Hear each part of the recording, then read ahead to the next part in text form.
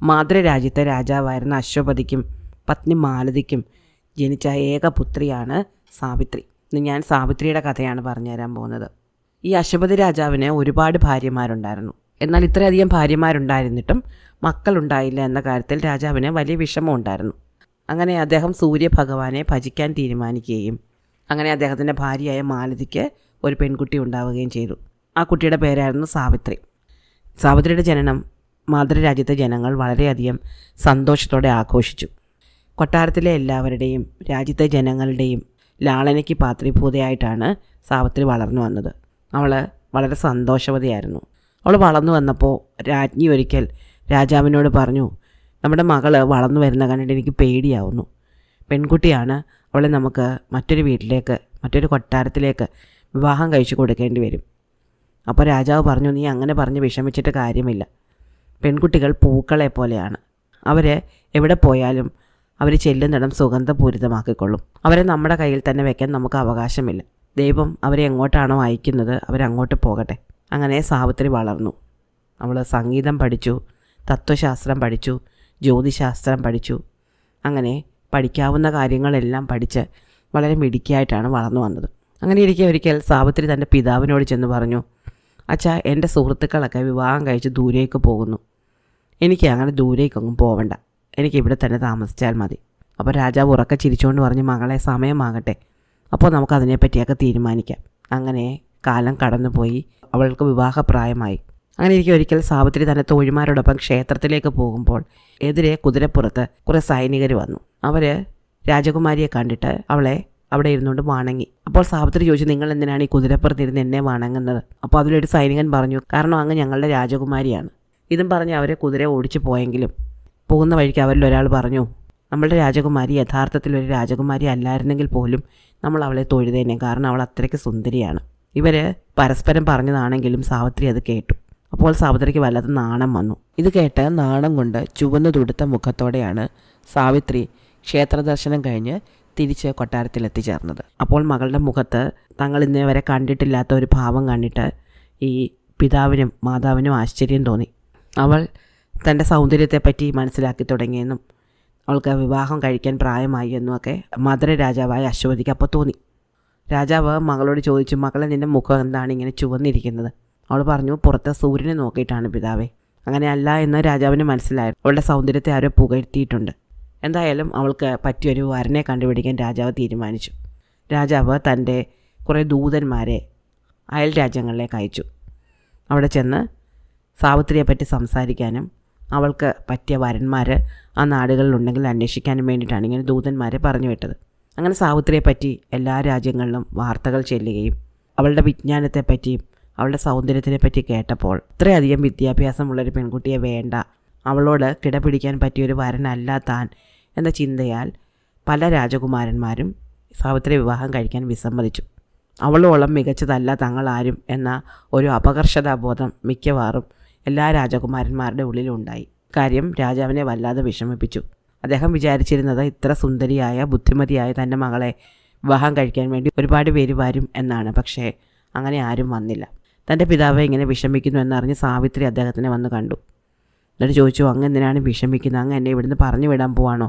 അപ്പോൾ പിതാവ് പറഞ്ഞു, മകളെ, നിന്നെ വിവാഹം കഴിച്ച് അയക്കുക എന്നുള്ളത് എൻ്റെ കർമ്മമാണ്, എൻ്റെ ധർമ്മമാണ്. ഞാനത് ചെയ്തില്ലെങ്കിൽ ഞാനൊരു മഹാപാപിയാണ് എന്നാണ് അർത്ഥം. നമ്മുടെ ഗ്രന്ഥങ്ങളും നമ്മുടെ നീതിശാസ്ത്രങ്ങളും അങ്ങനെയാണ് പറയുന്നത്. അതുകൊണ്ട് ഞാൻ പറയുന്നത് നീ കേൾക്കണം. അപ്പോൾ മകൾ പറഞ്ഞു, പിതാവേ, അങ്ങ് എന്ത് പറഞ്ഞാലും ഞാൻ കേൾക്കുമല്ലോ. അപ്പോൾ അദ്ദേഹം പറഞ്ഞു, അങ്ങനെയാണെങ്കിൽ ഒരു കാര്യം ചെയ്യൂ. നിന്നെപ്പറ്റി ഞാൻ ഒരുപാട് രാജ്യങ്ങളിൽ വിവരങ്ങൾ അറിയിച്ചെങ്കിലും നിന്നെ വിവാഹം കഴിക്കാൻ തയ്യാറായിട്ടും ആരും ഇങ്ങോട്ട് വന്നില്ല. അതുകൊണ്ട് നീ നാളെ മുതലൊരു യാത്ര പോകണം. നീ തീർത്ഥാടനത്തിന് പോയാൽ മതി. ഈ തീർത്ഥാടനത്തിന് പോകുന്ന വഴിയിൽ എവിടെയെങ്കിലും നിനക്ക് അനുയോജ്യനായ അനുരൂപനായ ഒരാളെ കാണുകയാണെങ്കിൽ നീ എന്നെ അറിയിക്കണം. ഞാൻ ആ വിവാഹം നിനക്ക് നടത്തിത്തരാം. അങ്ങനെ സാവിത്രി തൻ്റെ തോഴിമാരോടൊപ്പം ഒരു തീർത്ഥയാത്രയ്ക്ക് പോയി. ഒരുപാട് ക്ഷേത്രങ്ങളിൽ അവൾ സന്ദർശിച്ചു. ആ ക്ഷേത്രങ്ങളിലേക്ക് പോകുന്ന വഴിയിലെല്ലാം ഒരുപാട് രാജകുമാരന്മാരെയും യോദ്ധാക്കളെയും ഒക്കെ സാവിത്രി കണ്ടെങ്കിലും അവൾക്ക് ആരും അനുരൂപനായിട്ട് തോന്നിയില്ല. അങ്ങനെ തിരിച്ചു വരുന്ന വഴിക്ക് അവളൊരു കാട്ടിലൂടെ പോകുമ്പോൾ യുവാവായ ഒരു മുനികുമാരൻ കാട്ടിൽ വിറക് ശേഖരിക്കുന്നത് കണ്ടു. അവർ പോകുന്ന വഴിയുടെ അരികിലാണ് ഇയാൾ വിറക് ശേഖരിച്ചുകൊണ്ട് നിന്നത്. അയാളെ കണ്ടപ്പോൾ ഒറ്റ നോട്ടത്തിൽ സാവിത്രിക്ക് അയാളെ ഇഷ്ടപ്പെട്ടു. ഇയാൾ ആരാണ്, എന്തിനാണ് ഈ കാട്ടിൽ ജീവിക്കുന്നത് എന്ന് അന്വേഷിക്കണമെന്ന് സാവിത്രിക്ക് തോന്നി. പക്ഷേ ആ സമയത്ത് അവർ വാരണാസിയിലേക്ക് പോവുകയായിരുന്നു. വാരണാസിയിലെ രാജാവിനോട് അവർ പിറ്റേന്ന് അവിടെ എത്തുന്നുണ്ടെന്ന് അവരെ അറിയിച്ചിരുന്നതിനാൽ അവിടെ തങ്ങാൻ അവർക്ക് നിർവാഹമുണ്ടായിരുന്നില്ല. അങ്ങനെ സാവിത്രി വാരണാസിയിലെത്തി. വാരണാസിയിലെ രാജാവിന് വളരെ സുന്ദരന്മാരും വീരന്മാരുമായ 2 ആൺമക്കളുണ്ടായിരുന്നു. രാജാവ് സാവിത്രിക്ക് ഈ 2 മക്കളിൽ ആരെയാണോ ഇഷ്ടപ്പെട്ടത് അവരെ വരിക്കാമെന്ന് അറിയിച്ചു. പക്ഷേ സാവിത്രിയുടെ മനസ്സിൽ താൻ വഴിയിൽ വെച്ച് കണ്ട മുനികുമാരനായിരുന്നു ഉണ്ടായിരുന്നത്. അതുകൊണ്ട് സാവിത്രി ഈ രാജാവിനോട് മറുപടിയൊന്നും പറഞ്ഞില്ല. ക്ഷേത്ര ദർശനം കഴിഞ്ഞിട്ട് തിരിച്ചു പോകാം എന്ന് നിശ്ചയിച്ചിട്ട് സാവിത്രി തൻ്റെ തേരാളിയോടും തോഴിമാരോടും ഒപ്പം തേരിൽ കയറി തിരിച്ച് ഈ കാട്ടിലേക്ക് തന്നെ വന്നു. അപ്പോൾ ആ വഴിയിലെത്തിയപ്പോൾ ഇയാളെ കഴിഞ്ഞ ദിവസം ഇവിടെ വെച്ചാണല്ലോ കണ്ടത് എന്ന് സാവിത്രി ഓർത്തു. അയാളെ ഒന്നുകൂടെ കാണണം എന്ന് തോന്നിയതുകൊണ്ട് സാവിത്രി തൻ്റെ തേരിലുണ്ടായിരുന്ന ആൾക്കാരോട് തനിക്ക് ദാഹിക്കുന്നു, കുറച്ച് വെള്ളം വേണമെന്ന് പറഞ്ഞു. അപ്പോൾ അവരവിടെ തേര് നിർത്തുകയും വെള്ളം എവിടെന്നെങ്കിലും കിട്ടാനുണ്ടോ എന്ന് നോക്കിയപ്പോൾ കുറച്ച് ദൂരെയായിട്ടൊരു കുടിൽ കാണുകയും ചെയ്തു. അവരെല്ലാവരും കൂടി വെള്ളം അന്വേഷിച്ച് അങ്ങോട്ട് പോയി. അപ്പോൾ ഇവർ തലേദിവസം കണ്ട മുനികുമാരൻ അവിടെ നിൽപ്പുണ്ടായിരുന്നു. അയാൾ ഇവരെ കണ്ടപ്പോൾ അടുത്തേക്ക് വരികയും അവർക്ക് വെള്ളം കൊടുക്കുകയും ചെയ്തു. സാവിത്രി നോക്കിയപ്പോൾ ഈ മുനികുമാരൻ അവിടെ ഒറ്റയ്ക്കല്ല താമസം, അയാൾക്കൊപ്പം അയാളുടെ കുടുംബമുണ്ട് എന്ന് മനസ്സിലായി.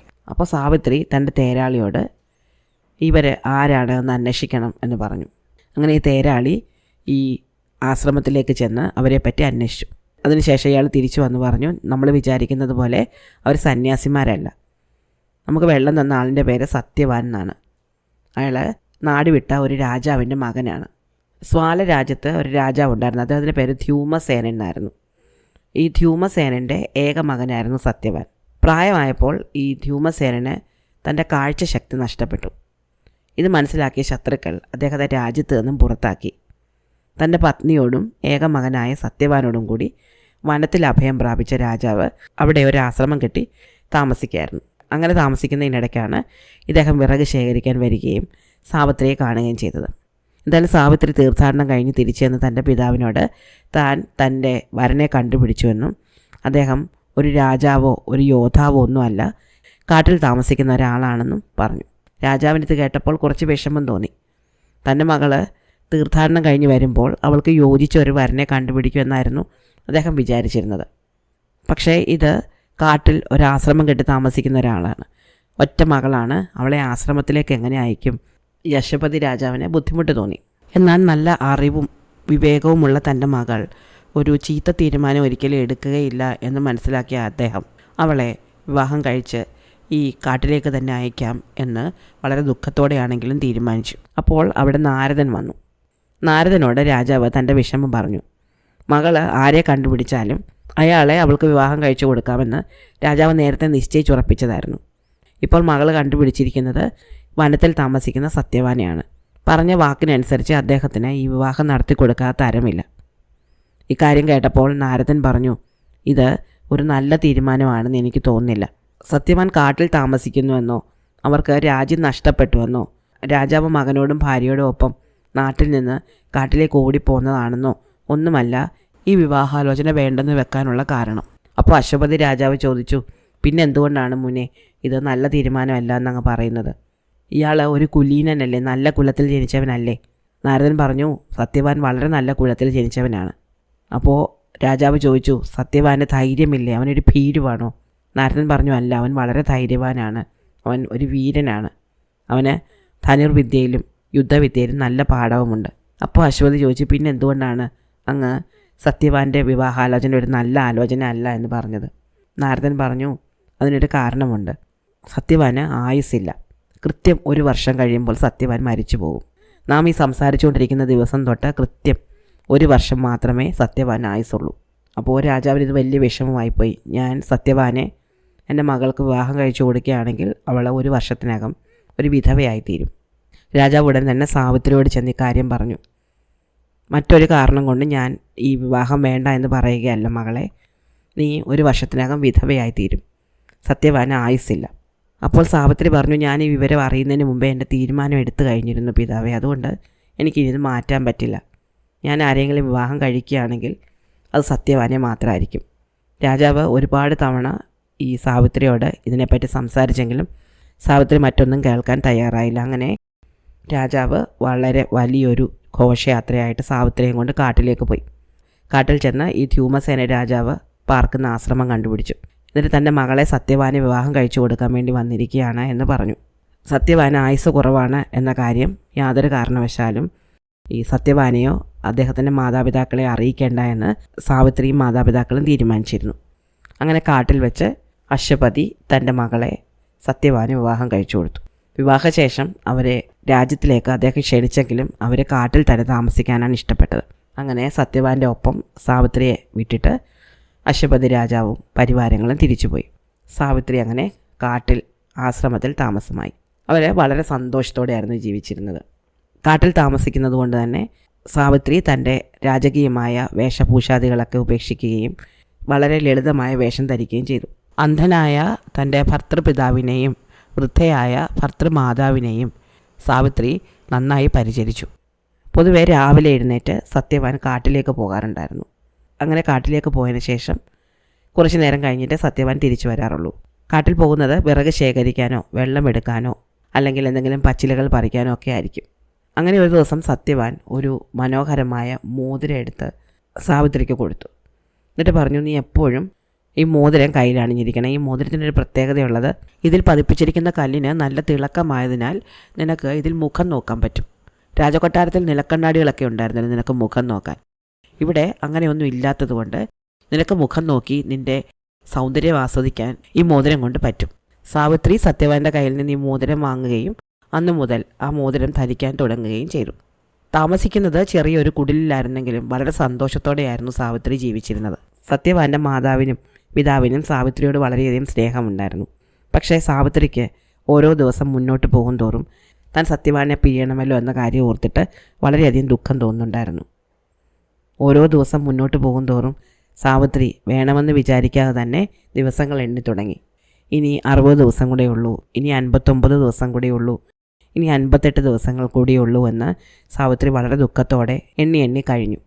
അങ്ങനെ ഇനി സത്യവാൻ മരിക്കാൻ 3 ദിവസം കൂടി ബാക്കിയുള്ളൂ എന്ന് വന്നു. അന്ന് രാവിലെ സാവിത്രി എഴുന്നേറ്റിട്ട് സത്യവാൻ്റെ മാതാപിതാക്കളോട് പറഞ്ഞു, ഇന്ന് തൊട്ട് ഞാനൊരു വ്രതം ആരംഭിക്കുകയാണ്, ഞാൻ ഭക്ഷണം കഴിക്കുന്നില്ല. അപ്പോൾ സത്യവാൻ്റെ പിതാവ് പറഞ്ഞു, അത്ര കഠിനമായ വ്രതം എന്തിനാണ് ഇപ്പോൾ എടുക്കുന്നത്? അതിൻ്റെ ഒന്നും കാര്യമില്ലല്ലോ.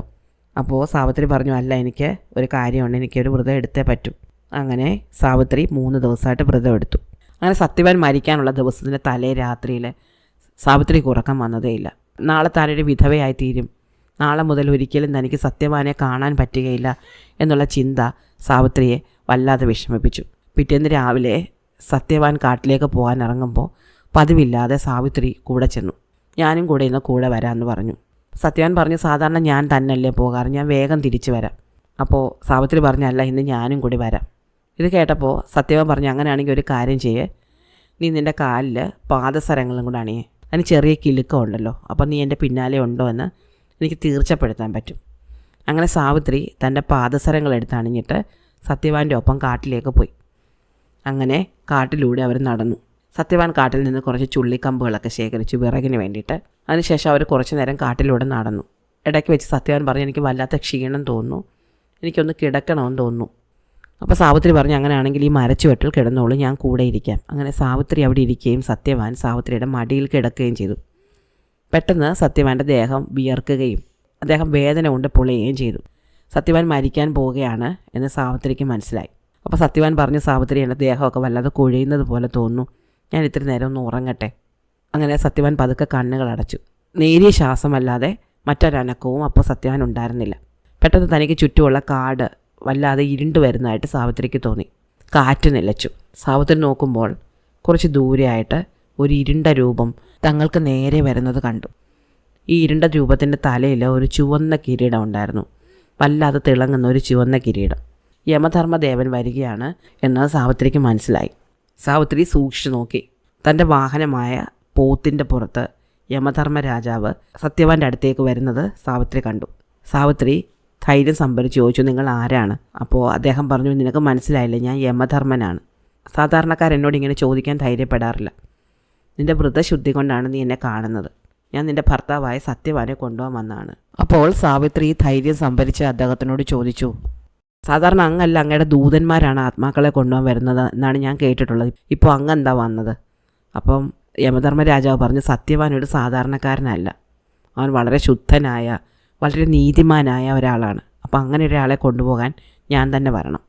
ഇത് പറഞ്ഞുകൊണ്ട് യമധർമ്മൻ തൻ്റെ കയ്യിലുണ്ടായിരുന്ന ഒരു വലിയ കുടുക്കെടുത്ത് സത്യവാനെ ചുറ്റിപ്പിടിക്കാൻ തുടങ്ങി. അപ്പോൾ സാവിത്രി സത്യവാൻ്റെ മുഖത്തേക്ക് നോക്കി. സത്യവാൻ്റെ മുഖത്ത് നിന്ന് ജീവൻ്റെ പ്രകാശം ഒഴിഞ്ഞു പോകുന്നത് സാവിത്രി കണ്ടു. അദ്ദേഹത്തിൻ്റെ ശ്വാസം നിലയ്ക്കുകയും അദ്ദേഹം പതിയെ പതിയെ മരണത്തിലേക്ക് വഴുതി വീഴുകയും ചെയ്തു.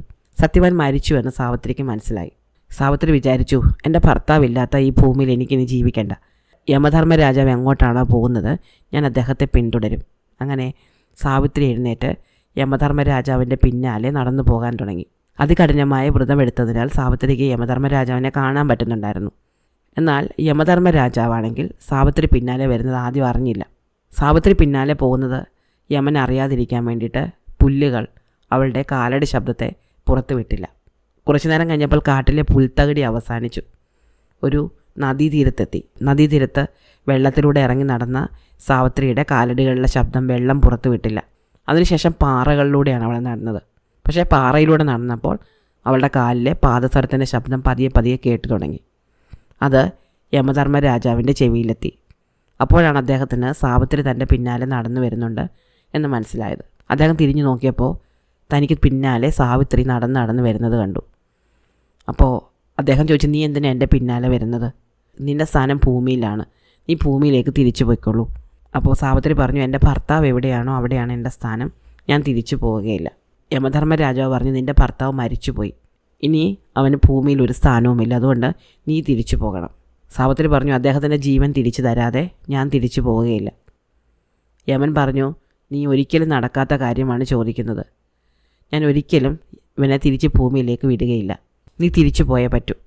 സാവിത്രി പറഞ്ഞു, ഞാൻ പോവുകയില്ല. ഒരാളുടെ ഒപ്പം 7 അടി ഒരുമിച്ച് നടന്നാൽ അവരുമായിട്ട് നമ്മൾ സൗഹൃദത്തിലായി എന്നാണല്ലോ പറയപ്പെടുന്നത്. ഞാൻ അങ്ങയോടൊപ്പം 7 അടിയിൽ കൂടുതൽ നടന്നു കഴിഞ്ഞു, അപ്പോൾ അങ്ങൻ്റെ സുഹൃത്താണ്. ഇത് കേട്ടപ്പോൾ ഈ യമധർമ്മ രാജാവിന് പോലും അത്ഭുതം തോന്നി. എന്തൊക്കെ പറഞ്ഞാണ് സാവിത്രി അവളുടെ വാദങ്ങൾ തന്നോട് നിരത്തുന്നതെന്ന് അദ്ദേഹം കൗതുകത്തോടെ ചിന്തിച്ചു. അദ്ദേഹം പറഞ്ഞു, നീ വളരെ ബുദ്ധിമതിയാണ്, നീ ഇത്ര ധൈര്യത്തോടെ എൻ്റെ കൂടെ വന്നല്ലോ, അതുകൊണ്ട് ഞാൻ നിനക്കൊരു വരം തരാം. എന്ത് വരം വേണം?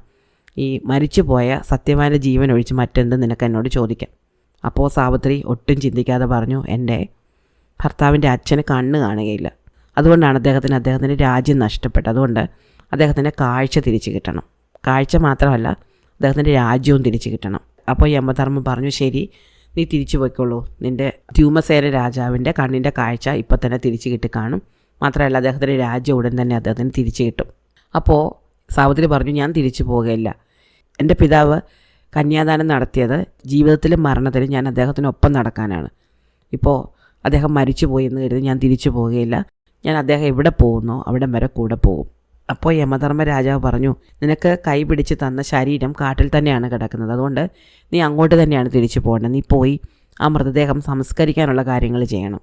അപ്പോൾ സാവിത്രി പറഞ്ഞു, അവിടെ കിടക്കുന്ന അദ്ദേഹത്തിൻ്റെ ശരീരമല്ല അദ്ദേഹത്തിൻ്റെ ആത്മാവാണ് അദ്ദേഹം എന്ന് എനിക്കറിയാം. അതുകൊണ്ട് അവിടെ കിടക്കുന്ന ശരീരത്തിൽ നിന്ന് വിട്ടുകൊണ്ട് പോയ ആത്മാവിനെയാണ് എനിക്ക് വേണ്ടത്.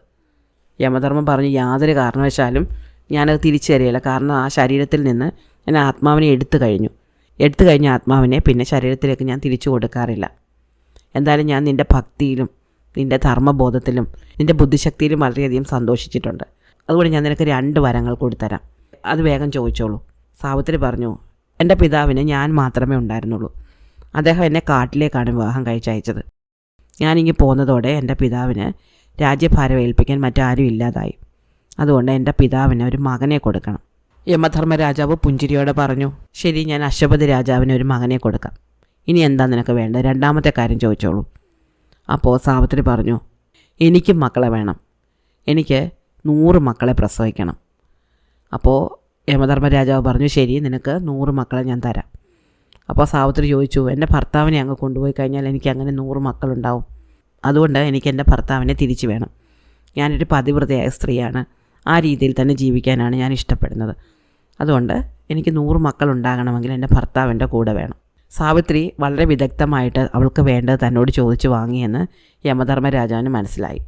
അദ്ദേഹം പറഞ്ഞു, നീ വളരെ ചതുരയായ പതിവ്രതയായൊരു ഭാര്യയാണെന്ന് എനിക്ക് മനസ്സിലായി. ഞാൻ നിനക്ക് അനുഗ്രഹം തന്നിരിക്കുന്നു. നിൻ്റെ ഭർത്താവ് ഇപ്പോൾ തന്നെ ജീവിക്കും. സാവിത്രി ഉടൻ തന്നെ സത്യവാൻ കിടക്കുന്ന സ്ഥലത്തേക്ക് തിരിച്ചോടി. അവിടെ ചെന്നപ്പോൾ സത്യവാൻ അങ്ങനെ തന്നെ കിടക്കുന്നുണ്ട്, ജീവനില്ലാതെ. യമധർമ്മ രാജാവ് തന്നെ പറ്റിച്ചതാണോ എന്ന് പോലും സാവിത്രിക്ക് പേടി തോന്നി. സാവിത്രി അവിടെ ചെന്നിട്ട് സത്യവാനെ എടുത്ത് തൻ്റെ മടിയിൽ കിടത്തി. അപ്പോൾ സാവിത്രി കേട്ടിട്ടുണ്ടായിരുന്നു, ജീവനുള്ള ആൾക്കാരുടെ മൂക്കിന് നേരെ തിളക്കമുള്ള രത്നക്കല്ല് പിടിക്കുകയാണെങ്കിൽ അവരുടെ ശ്വാസം അടിക്കുമ്പോൾ അതിലെ മൂടൽമഞ്ഞ് പോലെ ഒരു മങ്ങലുണ്ടാവുമെന്ന്, മഞ്ഞ് പിടിച്ചതുപോലെ, അല്ലെങ്കിൽ കണ്ണാടിയിൽ മഞ്ഞ് വന്നതുപോലെ. അപ്പോൾ സാവിത്രി തൻ്റെ കയ്യിൽ കിടന്നിരുന്ന മോതിരം സത്യവാൻ്റെ മൂക്കിന് നേരെ പിടിക്കുകയും അപ്പോൾ അവിടെ ചെറുതായിട്ട് മൂടൽ മഞ്ഞ് പറ്റിയതുപോലെ അവൾക്ക് തോന്നുകയും ചെയ്തു. അപ്പോൾ തന്നെ സത്യവാൻ കണ്ണു തുറന്നു. അവർ രണ്ടുപേരും സന്തോഷത്തോടെ അവരുടെ ആശ്രമത്തിലേക്ക് തിരിച്ചുപോയി. സത്യവാൻ വിചാരിച്ചത് താൻ കുറച്ചു നേരത്തേക്കൊന്ന് ഉറങ്ങിയതാണ്, അതിനുശേഷം എഴുന്നേറ്റു എന്നാണ്. അവർ ആശ്രമത്തിലെത്തിയപ്പോൾ ധ്യുമസേന രാജാവ് വളരെയധികം സന്തോഷത്തോടെ അവരെ എതിരേറ്റു. അദ്ദേഹത്തിന് അപ്പോഴേക്കും കണ്ണിന് കാഴ്ച തിരിച്ചു കിട്ടിയിരുന്നു. അവർ രണ്ടുപേരും സത്യവാനെയും സാവിത്രിയും കാത്തിരുന്നു. അപ്പോഴേ ദൂരെ നിന്ന് ഒരു വലിയ പുകപടലം അടുത്തടുത്ത് വരുന്ന അദ്ദേഹം കണ്ടു. കാറ്റ് വരികയാണ് എന്നാണ് അവർ കരുതിയത്. പക്ഷേ അത് കുറേ കുതിരപ്പടയാളികളായിരുന്നു. അവരെ ആക്രമിക്കാനാണോ വന്നത് എന്ന് ധ്യുമസാൻ്റെ രാജാവ് ഒന്ന് അത്ഭുതപ്പെട്ടെങ്കിലും അത് തൻ്റെ ശത്രുക്കളെല്ലാം രാജ്യം വിട്ടൊഴിഞ്ഞു പോയി എന്നും രാജ്യഭാരമേൽക്കാൻ അദ്ദേഹം തിരിച്ച് രാജ്യത്തേക്ക് ചെല്ലണം എന്നും പറയാൻ വന്ന സൈനികരായിരുന്നു. അങ്ങനെ അദ്ദേഹത്തിന് തൻ്റെ രാജ്യവും പദവികളും തിരിച്ചു കിട്ടി. അപ്പോഴേക്കും കാട്ടിൽ പോയിരുന്ന സത്യവാനും സാവിത്രിയും തിരിച്ചെത്തി. തൻ്റെ പിതാവിന് കണ്ണിന് കാഴ്ച തിരിച്ചു കിട്ടിയെന്നും തങ്ങളുടെ രാജ്യം തങ്ങളിലേക്ക് തിരിച്ചു വന്നു ചേർന്നു എന്നും അറിഞ്ഞ സത്യവാന് വളരെയധികം സന്തോഷം തോന്നി. അവരെല്ലാവരും കൂടി അവരുടെ രാജ്യത്തേക്ക് തിരിച്ചു പോവുകയും പിന്നെ വളരെ കാലം വളരെ സന്തോഷമായിട്ട് ജീവിക്കുകയും ചെയ്തു. ഇതാണ് സത്യവാൻ്റെയും സാവിത്രിയുടെയും കഥ. ഇഷ്ടമായോ? അടുത്ത കഥ അടുത്ത ദിവസം.